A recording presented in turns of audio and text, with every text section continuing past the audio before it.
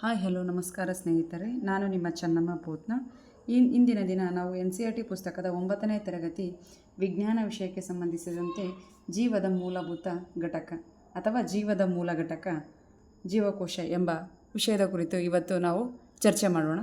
ಮೊದಲನೇದಾಗಿ ಜೀವಕೋಶ ಎಂದರೇನು, ಜೀವಕೋಶವನ್ನು ಯಾರು ಕಂಡುಹಿಡಿದರು, ಜೀವಕೋಶವನ್ನು ಯಾವಾಗ ಕಂಡುಹಿಡಿದರು, ಯಾವ ಒಂದು ವಸ್ತುವಿನ ಮುಖಾಂತರ ಜೀವಕೋಶವನ್ನು ನಾವು ತಿಳಿದುಕೊಳ್ಳಲಿಕ್ಕೆ ಸಾಧ್ಯ ಎನ್ನುವುದರ ಕುರಿತು ಇವತ್ತು ನಾವು ಅಧ್ಯಯನ ಮಾಡೋಣ.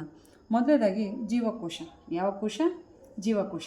ಸೊ ಜೀವಕೋಶ ಎಂದರೇನು ಅನ್ನುವಂಥದ್ದು ನಮಗೆ ಗೊತ್ತಾಗಬೇಕಾಗಿದೆ.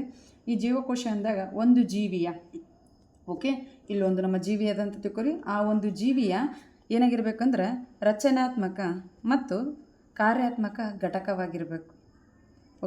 ರಚನಾತ್ಮಕ ಮತ್ತು ಕಾರ್ಯಾತ್ಮಕ ಘಟಕವಾಗಿರಬೇಕು. ಅಂತಹ ಒಂದು ಜೀವಕ್ಕೆ ನಾವೇನಂತ ಕರಿತೀವಿ ಅಂದಾಗ ಜೀವಕೋಶ ಅಂತ ಕರಿತೀವಿ. ಜೀವಕೋಶ ಎಂದರೇನು ಅಂದಾಗ ಒಂದು ಜೀವಿಯ ರಚನಾತ್ಮಕ ಮತ್ತು ಕಾರ್ಯಾತ್ಮಕ ಅತ್ಯಂತ ಚಿಕ್ಕದಾದಂಥ ಘಟಕವನ್ನು ನಾವೇನಂತ ಕರಿತೀವಿ ಅಂದಾಗ ಜೀವಕೋಶ ಅಂತ ಕರಿತೀವಿ. ಇಂತಹ ಜೀವಕೋಶವನ್ನು ಯಾರು ಕಂಡುಹಿಡಿದ್ರು ಅಂದಾಗ ರಾಬರ್ಟ್ ಹುಕ್ ಎಂಬ ವಿಜ್ಞಾನಿಯವರು ಕಂಡುಹಿಡಿತಾರೆ. ಎಷ್ಟರಲ್ಲಿ ಕಂಡುಹಿಡಿತಾರೆ ಅಂದಾಗ ಸಹಜವಾಗಿ ಇವರು 1665ರಲ್ಲಿ ಕಂಡುಹಿಡಿದ್ರು. ಇವರು ಯಾವುದೇ ರೀತಿ ಕಂಡುಹಿಡಿದಾಗ ತಮ್ಮದೇ ಆದಂತಹ ಒಂದು ಸೂಕ್ಷ್ಮದರ್ಶಕವನ್ನು ಏನು ಮಾಡಿದ್ರು ಅಂದ್ರೆ ತಯಾರಿಸಿರ್ತಾರೆ. ಆ ಸೂಕ್ಷ್ಮದರ್ಶಕದಲ್ಲಿ ಕಾರ್ಕ್ ಎಂಬ ಒಂದು ಮರವೊಂದರ ತೆಳುವಾದ ಪದರ, ಆ ಪದರವನ್ನು ನಾವೇನಂತ ಕರಿತೀವಿ ಅಂದಾಗ ಕಾರ್ಕ್ ಅಂತ ಕರಿತೀವಿ.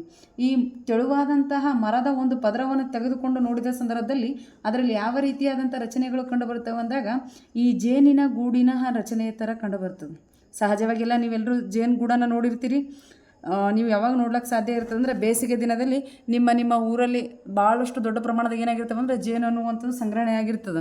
ಆ ಜೇನನ್ನು ನೀವು ನೋಡಿದಂತಹ ಸಂದರ್ಭದಲ್ಲಿ ಯಾವ ರೀತಿಯಾಗಿ ರಚನೆ ಕಂಡು ಬರ್ತಾವೆ ನೋಡ್ರಿ, ಅದೇ ರೀತಿಯಾದಂಥ ರಚನೆಯನ್ನು ನಮ್ಮ ರಾಬರ್ಟ್ ಹುಕ್ನವರು ಏನು ಮಾಡ್ತಾರೆ ಅಂದರೆ ತಮ್ಮದೇ ಆದಂಥ ಒಂದು ಸೂಕ್ಷ್ಮದರ್ಶಕದ ಸಹಾಯದಿಂದ ನೋಡಿದ್ರು. ಅವ್ರಿಗೆ ಭಾಳಷ್ಟು ಖುಷಿ ಆಯಿತು, ಇದರೊಳಗಡೆ ಏನೋ ಒಂದು ವಿಶೇಷವಾದದ್ದು ಕಾಣ್ತಾ ಇದೆ ಅಂದಾಗ ಅವ್ರು ಅದಕ್ಕೆ ಏನಂತ ಹೆಸರು ಕೊಟ್ಟರು ಅಂದಾಗ ಸೆಲ್ ಅಂತ ಹೆಸರು ಕೊಟ್ಟರು.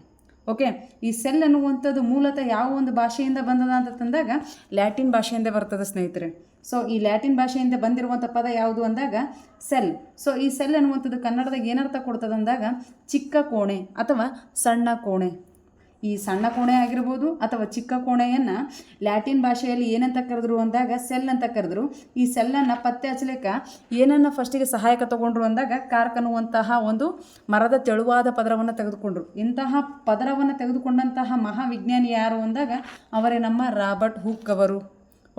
ರಾಬರ್ಟ್ ಹುಕ್ ಅವರು ಎಷ್ಟರಲ್ಲಿ ಪತ್ತೆ ಹಚ್ತಾರೆ ಅಂದಾಗ 1665. ಸೊ ನಿಮ್ಗೆ ಆಲ್ರೆಡಿ ಗೊತ್ತಾಗಿದೆ ಜೀವಕೋಶ ಅಂದರೆ ಏನು ಅಂದಾಗ ಒಂದು ಜೀವಿಯ ರಚನಾತ್ಮಕ ಮತ್ತು ಕಾರ್ಯಾತ್ಮಕ ಘಟಕ. ಇಂತಹ ಜೀವಕೋಶದ ಕುರಿತು ಅಧ್ಯಯನ ಮಾಡುವ ಒಂದು ಶಾಸ್ತ್ರವಿದೆ, ಅದುವೇ ನಮ್ಮ ಸೈಟಾಲಜಿ. ಯಾವಲಜಿ? ಸೈಟಾಲಜಿ ಯಾವುದರ ಕುರಿತು ವಿಶೇಷವಾಗಿ ತಿಳಿಸ್ಕೊಡ್ತದೆ ಅಂದಾಗ ಒಂದು ಜೀವಿಯ ರಚನೆಯ ಬಗ್ಗೆ, ಕಾರ್ಯದ ಬಗ್ಗೆ, ಆ ಜೀವಕೋಶ ಯಾವ ರೀತಿಯಾಗಿ ಕೆಲಸವನ್ನು ಮಾಡ್ತದೆ ಅನ್ನೋದ್ರ ಕುರಿತು ತಿಳಿಸಿಕೊಡುವಂಥ ಒಂದು ಅಧ್ಯಾಯ ಅಥವಾ ಅದಕ್ಕೆ ನಾವೇನಂತ ಕರಿತೀವಿ ಅಂದಾಗ ಶಾಖೆ ಅಥವಾ ಶಾಸ್ತ್ರ ಅಂತ ಕರಿತೀವಿ. ಇಂತಹ ಒಂದು ಸೈಟಾಲಜಿ ಎದರ ಕುರಿತು ತಿಳಿಸ್ಕೊಡ್ತದೆ ಅಂದಾಗ ಈ ಜೀವಕೋಶದ ಕುರಿತು ತಿಳಿಸ್ಕೊಡ್ತದೆ. ಇದು ಅಷ್ಟೇ ಅಲ್ಲದೆ ಇದರದ ಒಂದಾದ ವಿಶೇಷವಾದ ಒಂದು ಸಿದ್ಧಾಂತ ಬರ್ತದೆ, ಅದುವೇ ನಮ್ಮ ಕೌಶ ಸಿದ್ಧಾಂತ ಅಥವಾ ಇದಕ್ಕೆ ನಾವೇನಂತ ಕರಿತೀವಿ ಅಂದಾಗ ಜೀವಕೋಶದ ಸಿದ್ಧಾಂತ. ಯಾವ ಕೋಶ? ಜೀವಕೋಶ. ಈ ಜೀವಕೋಶದ ಸಿದ್ಧಾಂತವನ್ನು ಪ್ರತಿಪಾದಿಸಿದಂತಹ ವಿಜ್ಞಾನಿಗಳು ಯಾರು ಅಂದಾಗ ಸ್ಲೀಡನ್ ಮತ್ತು ಶ್ವಾನ್ ಅವರು.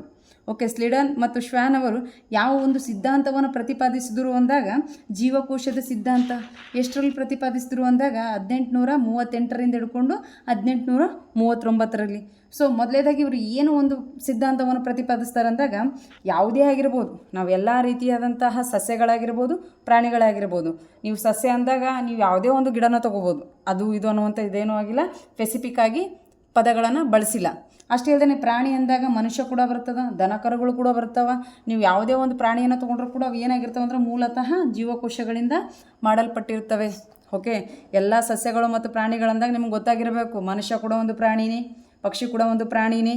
ಅಷ್ಟೇ ಅಲ್ಲದೆ ಸಸ್ಯ ಅಂತ ತಂದಾಗ ತೆಂಗಿನ ಮರ ಕೂಡ ಒಂದು ಸಸ್ಯನೇ, ಬೇವಿನ ಮರ ಕೂಡ ಒಂದು ಸಸ್ಯನೇ. ಇವೆಲ್ಲ ನಿಮಗೇನಾಗಿರ್ತವೆ ಮುಂಚೆ ಗೊತ್ತಿರುವಂತಹ ಪದಗಳು.